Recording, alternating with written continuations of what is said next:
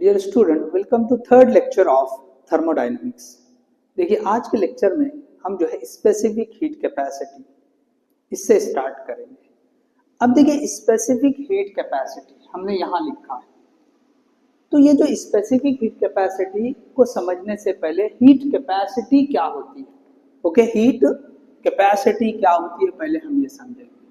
फिर इसके थ्रू हम स्पेसिफिक हीट कैपेसिटी और मोलार स्पेसिफिक हीट कैपेसिटी इसको भी पढ़ेंगे। चलिए, what is we are having heat capacity? It is the amount of heat absorbed or released to change the temperature of the substance by 1 degree Celsius।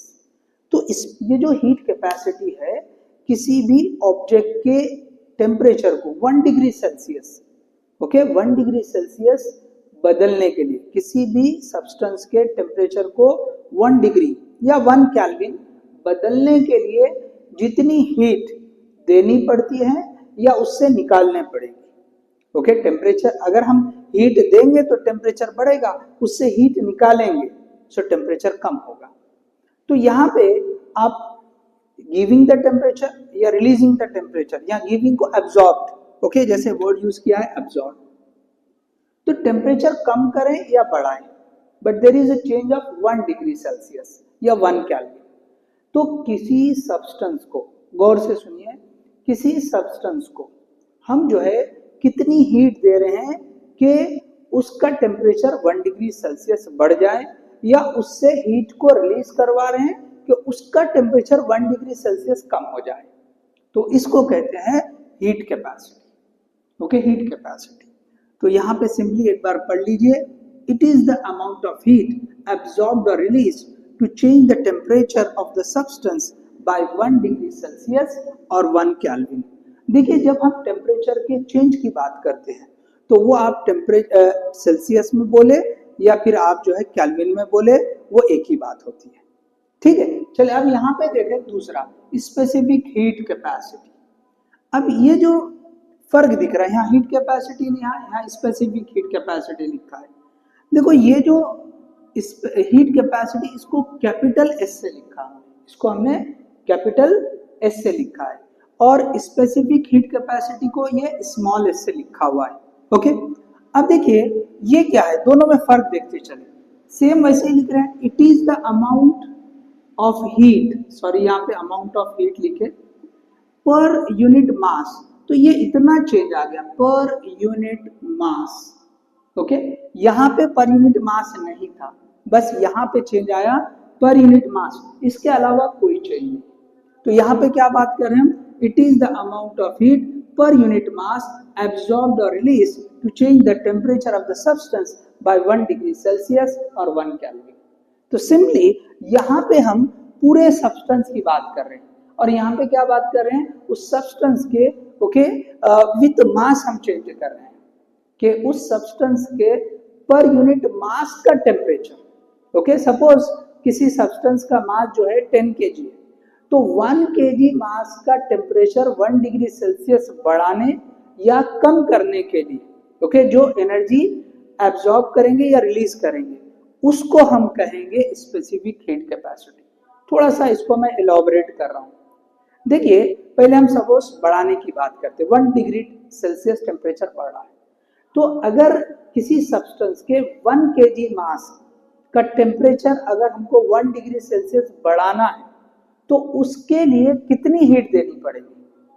1 kg mass substance के लिए, okay, गौर से सुने, 1 kg substance, 1 kg मास किसी substance के, sorry, 1 kg मास का temperature, 1 kg मास का temperature 1 degree Celsius बढ़ाने के लिए कितनी हीट लगेगी, वो हीट को हम कहेंगे स्पेसिफिक हीट कैपेसिटी। या किसी सब्सटेंस के, सॉरी, 1 kg मास का टेम्परेचर 1 डिग्री सेल्सियस कम करना है, तो उसमें से जितनी एनर्जी रिलीज करना पड़ेगा उसको कहेंगे हम स्पेसिफिक हीट कैपेसिटी।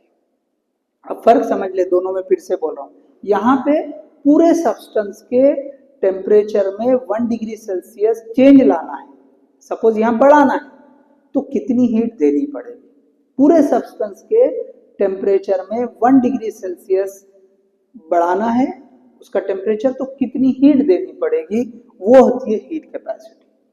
और ये क्या हो रही है, किसी सब्सटेंस के 1 kg मास, यहाँ पे यूनिट मास की बात होगी, यूनिट मास में 1 डिग्री सेल्सियस का टेम्परेचर बढ़ाने के लिए जितनी हीट देनी पड़ेगी उसको कहेंगे हम स्पेसिफिक हीट कैपेसिटी। तो I hope it is clear to you.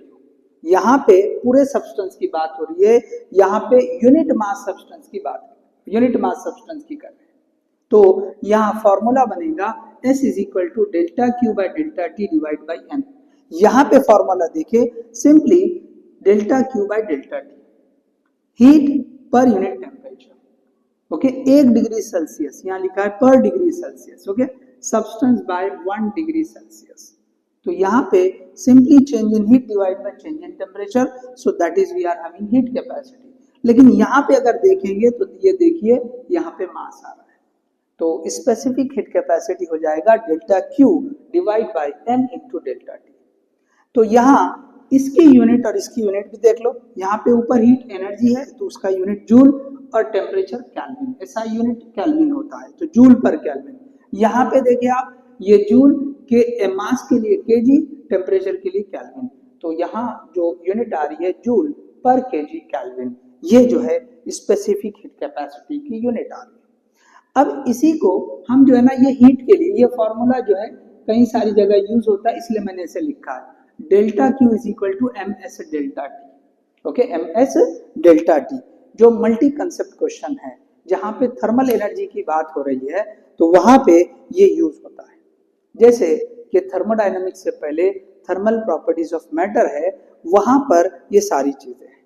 अब यहाँ पे रेफरेंस की जरूरत थी आपको, ओके, स्पेसिफिक हीट कैपेसिटी के साथ हमको डिग्री ऑफ फ्रीडम को रिलेट करना था, इसलिए इसको मैं इलॉबरेट करके यहाँ बता दिया कि आपको इसकी नॉलेज रहे कि एक्चुअली ये है क्या, ओके। तो सिंपली आप याद रखें 1 डिग्री सेल्सियस टेम्परेचर बढ़ाने के लिए जो हीट लगेगी वो है हीट कैपेसिटी। और अगर सब्सटेंस के हम यूनिट मास के टेम्परेचर की बात कर रहे हैं, ओके, 1 kg मास के टेम्परेचर 1 डिग्री सेल्सियस बढ़ाने के लिए जो हीट लगती है वो स्पेसिफिक हीट कैपेसिटी, ठीक है। तो चलिए, तो यहाँ पे हम इस फॉर्मूले को थोड़ा सा और आगे बढ़ाते हैं। डेल्टा क्यू, ये 1/m अलग से लिखा, delta Q by delta T, तो ये वाला टर्म देखिए, this is nothing but the heat capacity, और ये डिवाइड बाय m। तो स्पेसिफिक हीट कैपेसिटी को हम इस तरह से भी बता सकते हैं कि heat capacity per unit mass, heat capacity per unit mass, ठीक है।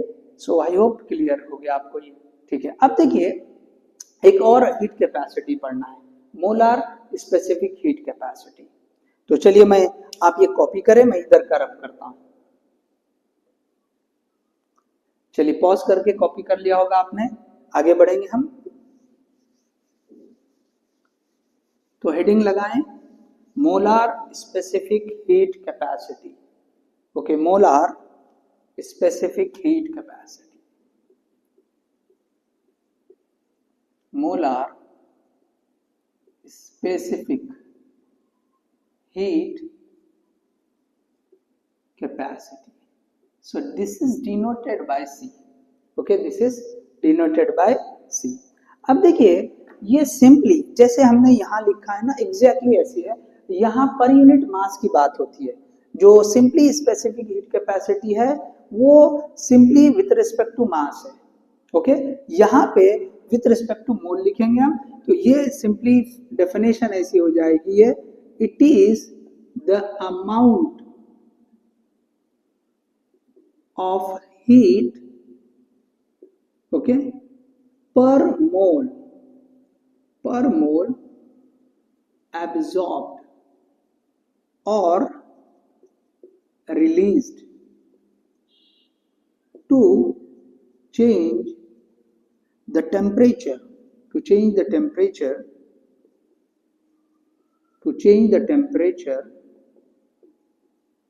of the substance by 1 degree Celsius or 1 Kelvin, 1 Kelvin। Same हमने इसी डेफिनेशन को हमने जो है यहाँ पे कन्वर्ट कर दिया है, ठीक है। चलो तो अब ये जो है इसको लिखते हैं कि भाई ये C is equal to, okay, C is equal to, अब यहाँ पे लिखेंगे हम, ये हो जाएगा delta Q divide by N, ये डेल्टा T, ओके। तो ये जो है आप ये C ऐसे लिख दें, ठीक है, स्मॉल c जैसे आप लिख सकते हैं, ठीक है। अब देखिए यहाँ पर ये जो C है डेल्टा Q बाय, यहाँ पे N, this is the number of mole, this is we are having number of mole, जैसे यहाँ पे हमने मास लिखा था बस सेम वैसे ही। तो यहाँ पे जो फॉर्मूला बन जाएगा, ओके, इसको ऐसे लिख सकते हैं आगे हम, 1/n into delta Q by delta T, delta Q by delta T। So therefore this is equal to, ये 1/n ऐसे रहेगा, ये क्या हो जा रहा है, अभी हमने पढ़ा हीट कैपेसिटी था ये, ओके, ये देखो ये हीट कैपेसिटी, तो S/n, तो हम इसको ऐसे बता सकते हैं, ओके, इट इज या it may be defined as heat capacity per unit mole, okay, it is या it may be defined as heat capacity per unit mole, okay. So देख लीजिए, तो इसकी भी आपको जो है नॉलेज होना चाहिए कि अभी मोलार स्पेसिफिक हीट कैपेसिटी किसे कहते हैं। तो अमाउंट ऑफ हीट एब्जॉर्ब्ड और release to change the temperature, okay, लेकिन यहाँ पे पर यूनिट मोल, हम हीट कैपेसिटी बोले तो वहां पे पूरे सब्सटेंस की, ओके, पूरी गैस की बात करते हैं, लेकिन जब हम यहाँ पे मोलार की बात कर रहे हैं तो एक मोल गैस, सिंपल सुनिए, एक मोल गैस का टेम्परेचर 1 डिग्री सेल्सियस बढ़ाने के लिए जितनी एनर्जी लगती है उसको कहते हैं मोलार स्पेसिफिक हीट कैपेसिटी। बहुत सिंपल है, या कम करना है तो उतनी हीट निकालनी पड़ेगी, सिंपल है। तो आई थिंक ये तीनों क्लियर हो गए, तीनों भी क्लियर हो गए। 1 मोल गैस का टेम्परेचर 1 डिग्री सेल्सियस बढ़ाने के लिए जितनी हीट लगेगी उसी हीट को कहते हैं हम मोलार स्पेसिफिक हीट कैपेसिटी, ठीक है। सो चलिए अब देखिए इसके जो टाइप्स होते हैं वो देखेंगे, इसके जो है जो टाइप रहेंगे हम वो पढ़ेंगे। कॉपी कर लें आप, हम जो है इसके टाइप्स पे जाते हैं।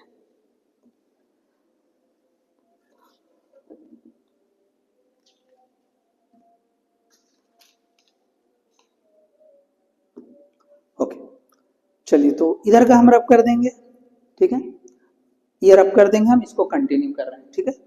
तो मोलार स्पेसिफिक हीट को हम कंटिन्यू कर रहे हैं, इसको हम रब करते हैं, आगे चलेंगे। तो यहां से मुझे डेल्टा क्यू बताएं क्या होता है, यहां से आप मुझे डेल्टा क्यू बताएं। तो ये डेल्टा क्यू क्या हो जा रहा है देखें, so delta Q is equal to, मैं यहां से लिख रहा हूं ये वाली इक्वेशन से, n C delta T, n C delta T, बोले क्लियर है सबको, एन सी डेल्टा टी ये हमने लिख दिया है। अब देखिए ये जो कैपेसिटी होती है, ओके, इस मोलार स्पेसिफिक कैपेसिटी, ये जो है अगर टेम्परेचर कांस्टेंट रहेगा तो ये कुछ और होती है, इसी तरह अगर वॉल्यूम कांस्टेंट रहेगा तो ये अलग होती है, आपने केमिस्ट्री में पढ़ा होगा। तो हम सिंपली यहाँ पे ऐसे लिखेंगे, at constant temperature, so this delta Q is equal to n Cp delta T, क्या हो जाएगा ये n Cp delta T हो जाएगा। इसी तरह से आप जो है कांस्टेंट वॉल्यूम की बात करें, दूसरा सॉरी ब्लू से लिखेंगे, okay, so this at constant pressure, यहाँ थोड़ा करेक्शन कर लें, at constant pressure, okay, this C will become, C will be A Cp हो जाएगा। एट कांस्टेंट वॉल्यूम ये जो C है वो हो जाएगा Cv। सो देयरफॉर ऐसे लिखिए आप, delta Q is equal to n Cv delta T, n Cv delta T, ठीक है। सो देखिए आप यहाँ पर हमने ये तीनों भी जो हीट कैपेसिटी है, simply heat capacity, specific heat capacity और ये जो है मोलार स्पेसिफिक हीट कैपेसिटी हमने पढ़ा, और ये कांस्टेंट प्रेशर पे NCP delta T, constant volume पे एनसीवी डेल्टा टी होता है। चलिए आप कॉपी कर लें।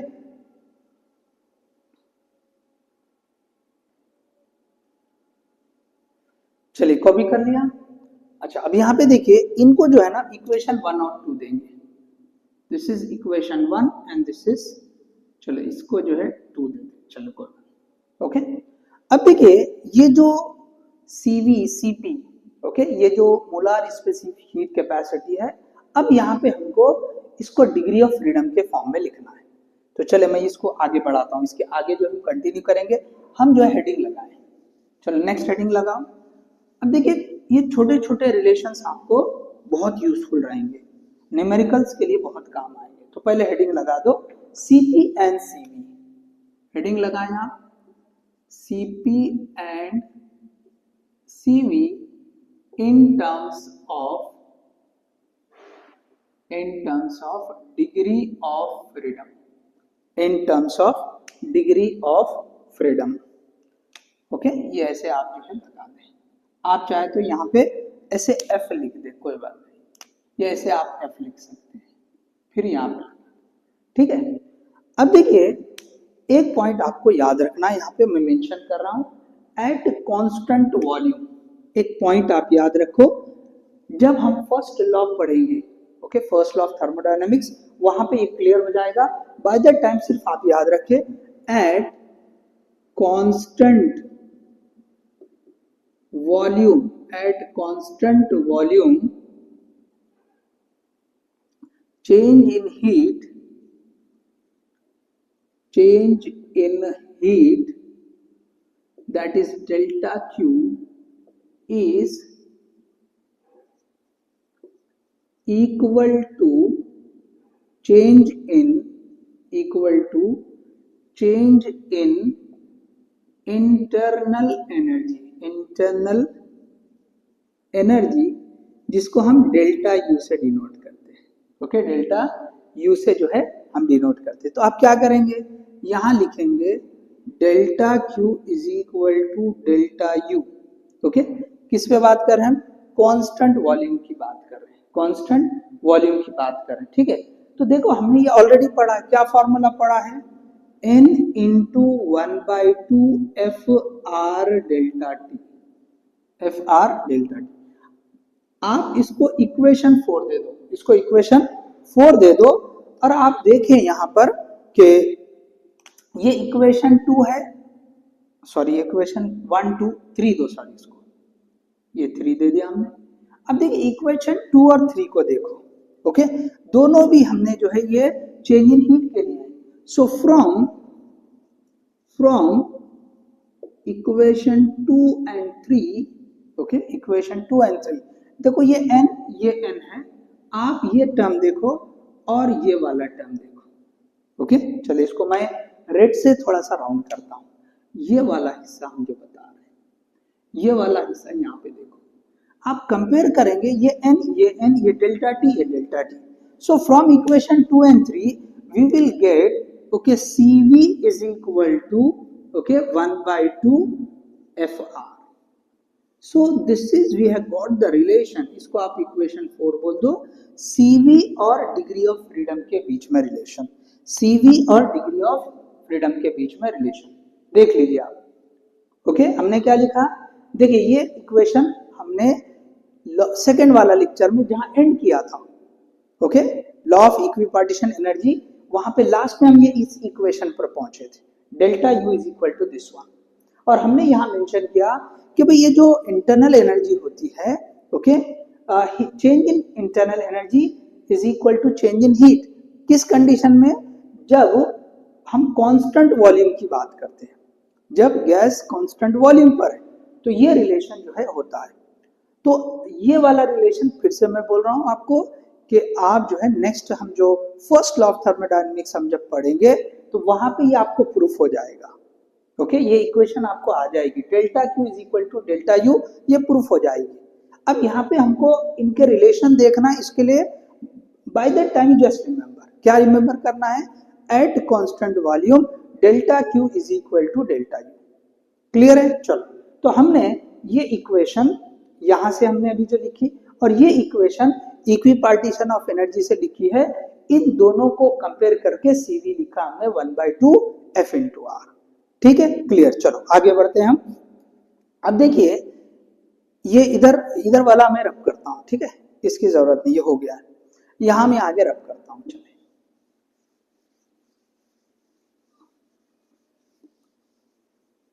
ओके, अब देखिए एक रिलेशन डायरेक्टली जो है दिया गया है, आपने हो सकता केमिस्ट्री में भी पढ़ा होगा, that is called as Mayer's relation.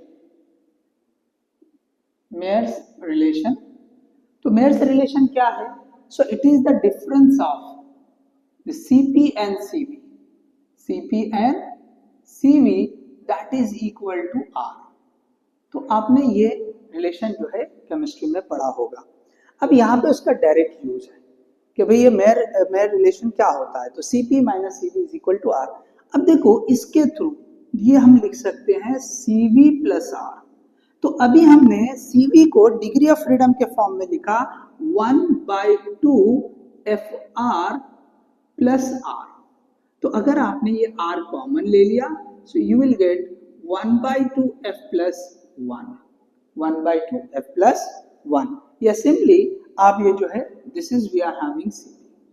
तो आप चाहे तो ये ऐसे लिख सकते हैं 1 plus F/2 into R, so this is we are having Cp।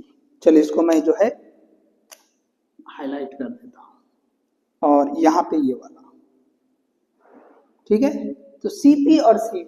अब इसको इक्वेशन नंबर 5 दे दो। तो इक्वेशन 4 एंड 5 क्या है?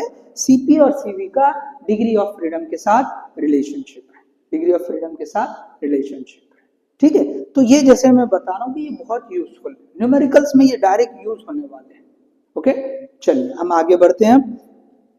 अब देखिए, अब इसको हम एक टेबल के फॉर्म में जो है डाल देंगे कि ये जो हीट कैपेसिटी और डिग्री ऑफ फ्रीडम, इनको जो है हम इनके फॉर्म में हम लिखेंगे।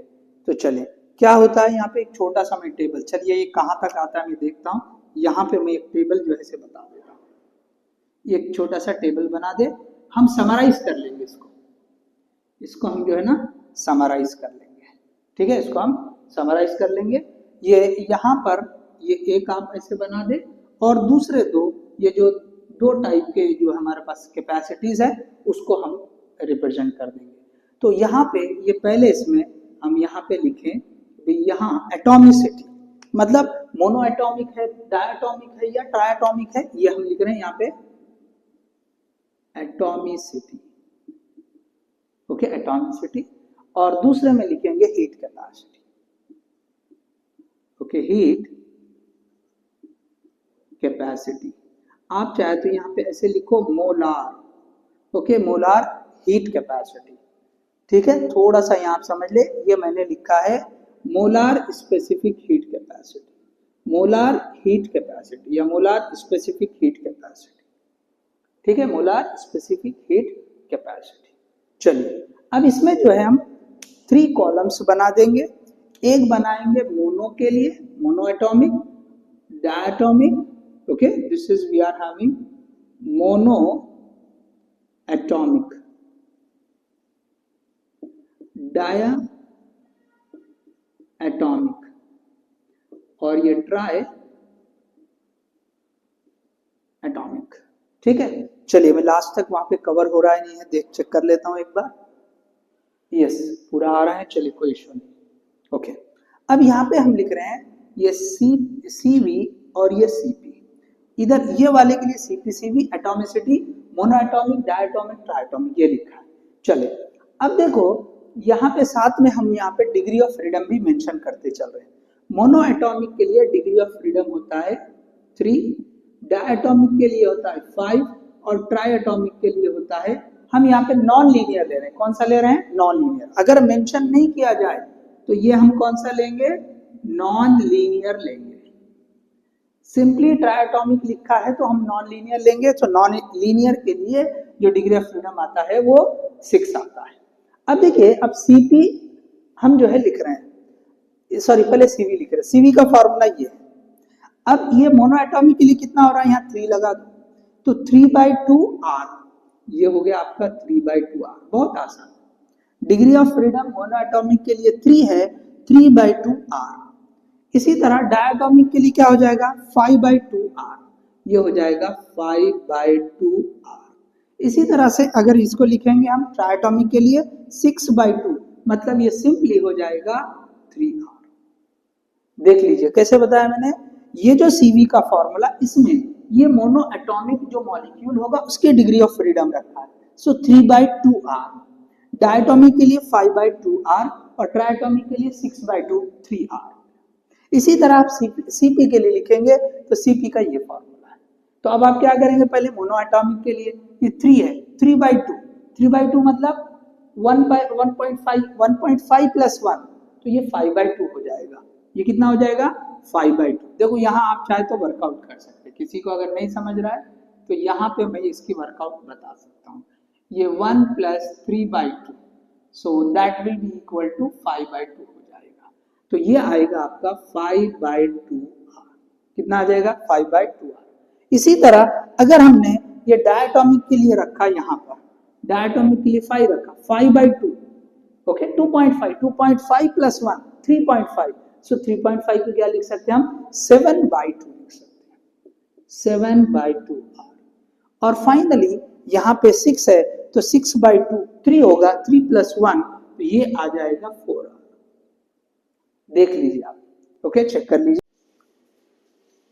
चलिए नेक्स्ट टॉपिक देखते हैं। ओके, रिलेशन बिटवीन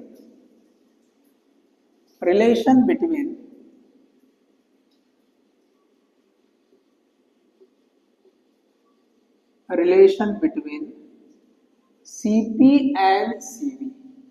देखिए अभी हमने सीपी और सीवी का डिग्री ऑफ फ्रीडम के साथ रिलेशन देखा है, ठीक है। अब हम जो है सीपी और सीवी इन्हीं के बीच का रिलेशन देख रहे हैं। सो पहला रिलेशन जो है, जो मेयर का रिलेशन है, okay, Mayer's relation that is Cp minus Cv is equal to R. Cp minus Cv is equal to R, ये जो है पहला रिलेशन हो गया। इसी तरह दूसरा रिलेशन, ओके, इनके रेशो का है। Second relation you can write CP by CV, या इसको हम लिखेंगे adiabatic index. Okay, you may right this adiabatic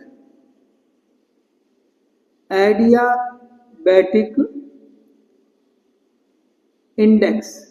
So Cp divided by Cv is equal to gamma. So this gamma is actually called as adiabatic index. It is the ratio of Cp and Cv. तो ये जो है दो relation हमको जो है Cp और Cv के मिलते हैं। अब देखिए इसके बाद, अब ये हमारे पास एक नया टर्म आ गया, एडियाबैटिक इंडेक्स। देखो Cp और Cv को हमने डिग्री ऑफ फ्रीडम के फॉर्म में लिखा, अब यहां पर ये गैमा को भी डिग्री ऑफ फ्रीडम के फॉर्म में हम लिख सकते हैं। तो नेक्स्ट रिलेशन लगाएं, ओके, यहां पे नेक्स्ट रिलेशन लिखें, relation between, okay, relation between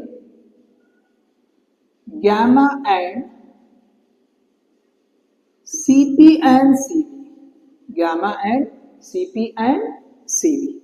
अब देखिए ये जैसे हमने अभी लिखा Cp since Cp upon Cv is equal to gamma, okay, is equal to gamma, या इसको हम ऐसा लिखे gamma is equal to Cp by Cv।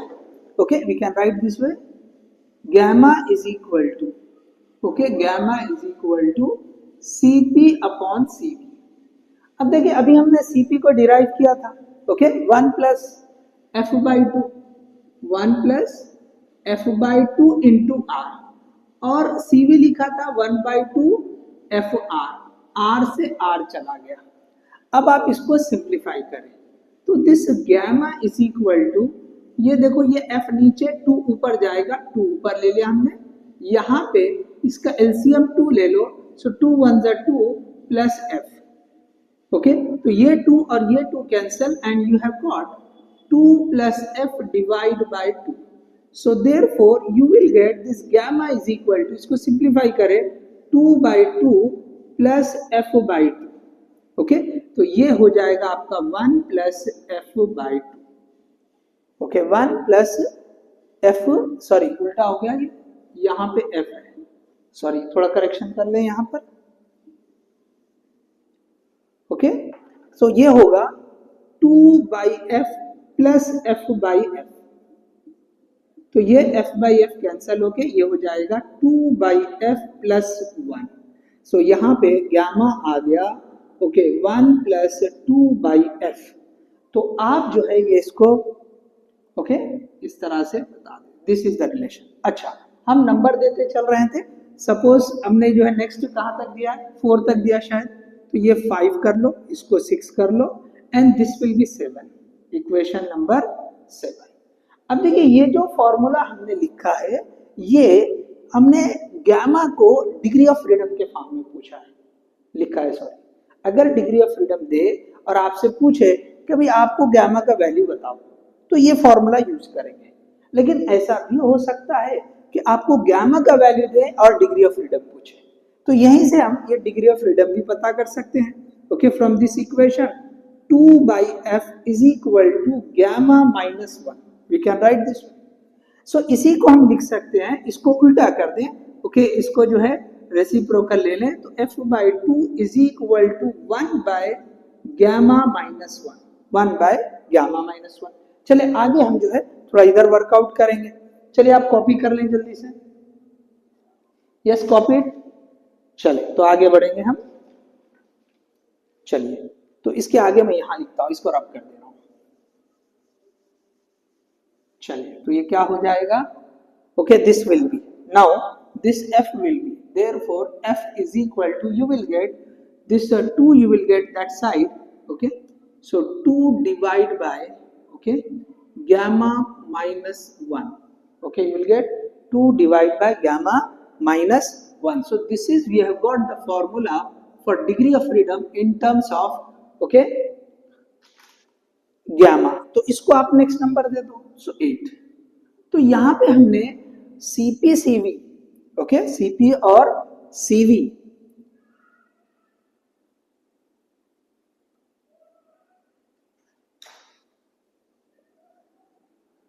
Okay sir थोड़ा सा करेक्शन कर ले, this is relation between, okay, Cp सिविल gamma and degree of freedom, sorry इसको चेंज करें, हम डिग्री ऑफ फ्रीडम आगे वो भी देखेंगे, ठीक है, तो ये रिलेशन किसका हो रहा है, okay, gamma and degree of freedom.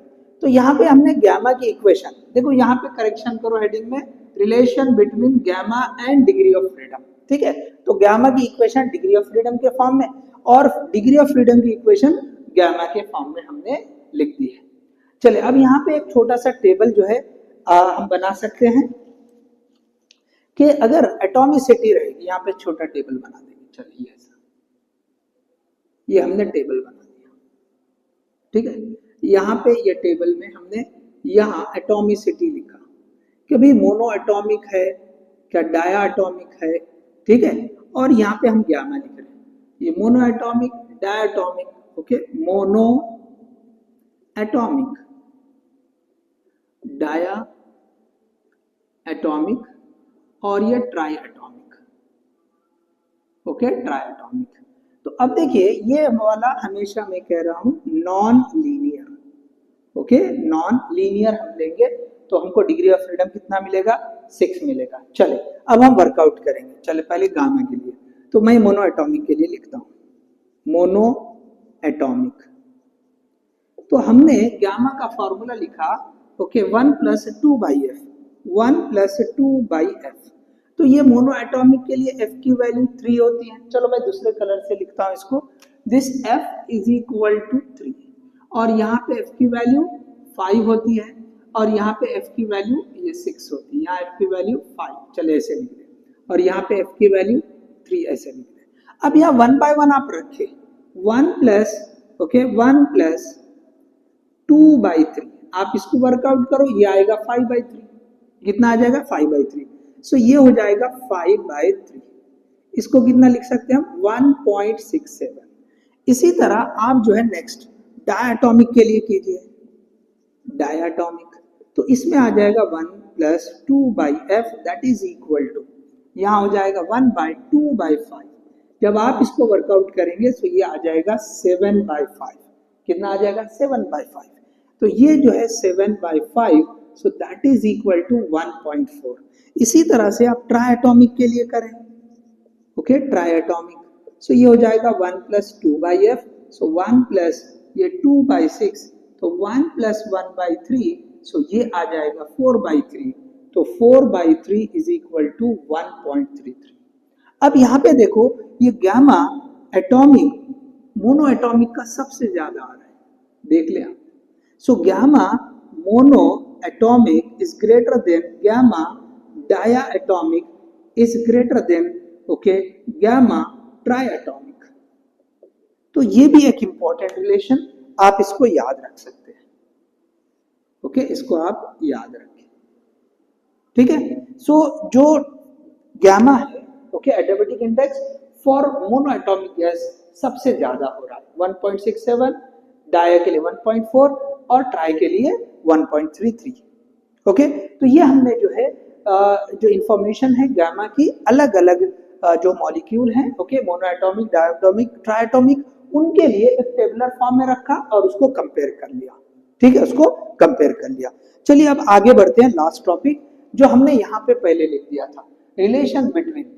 अब हम गैमा का रिलेशन सीपी और सीवी के साथ देखेंगे। यहाँ पे हमने क्या देखा, गैमा का रिलेशन डिग्री ऑफ फ्रीडम के साथ देखा है, ओके। अब मैं इसको रब कर रहा हूँ, चले आप पहले कॉपी कर लें, ओके चले पॉज करके कॉपी कर लें, चले कॉपीड, चलो अब मैं यहाँ हेडिंग बदल रहा हूँ, okay relation between okay gamma and CP and CV, okay चलो मैं ये रब कर देता हूँ इधर का पूरा, चलिए ये रब कर दिया हमने, चलिए ओके। अब देखिए हमने अभी पढ़ा कि सीवी जो होता है, CV since CV is given as okay, CV is given as half F R, हमने क्या लिखा था सबसे शुरू में लिखा सीवी का रिलेशन डिग्री ऑफ फ्रीडम के साथ हाफ एफ आर। अभी हमने पढ़ा f/2, ये इसको ऐसे लिखो, this is f/2 into are.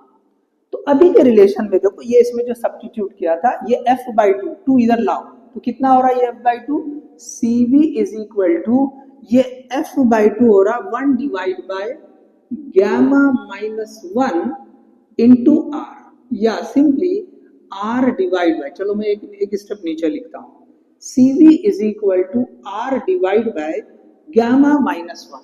ये हमारे लिए रिलेशन आ गया पहला कि CV को हमने गैमा के फॉर्म में लिख दिया। अब CP के लिए ट्राई करें, ओके CP का फॉर्मूला हमने पढ़ा था, ये हमने CV लिख लिया। CP के लिए क्या पढ़ा था, यस बोले चलो f/2 प्लस 1, ठीक है f/2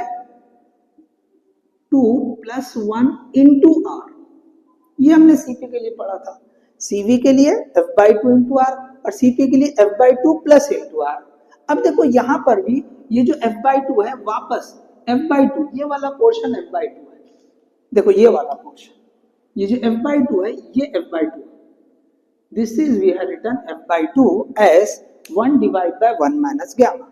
तो मैं यहाँ पे वर्कआउट करता हूँ, CP is equal to 1 divide by gamma minus 1 okay plus 1 into R. चलो इसको वर्कआउट करें हम, तो ये वर्कआउट करेंगे तो क्या हो जाएगा, गैमा माइनस 1 एलसीएम आ जाएगा, गैमा माइनस 1 एलसीएम, यहाँ पे 1 रहेगा, क्रॉस मल्टीप्लाई करेंगे तो ये हो जाएगा गैमा माइनस 1, तो ये प्लस 1 माइनस 1 कैंसिल हो जाएगा and we will get CP is equal to gamma, अच्छा यहाँ पे R रहेगा, gamma divide by gamma minus 1 okay into are.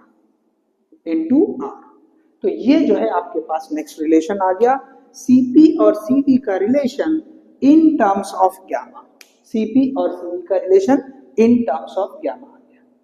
Okay, देख लीजिए। सो देखो, हमने जो है ये जो रिलेशंस है, जैसे मैंने आपको बोला था कि छोटे छोटे टॉपिक्स हैं, तो हमने स्टार्ट किया सबसे पहले आज के लेक्चर में स्पेसिफिक हीट। तो मेन हमने स्पेसिफिक हीट पढ़ने से पहले हीट कैपेसिटी पढ़ा। ओके, किसी भी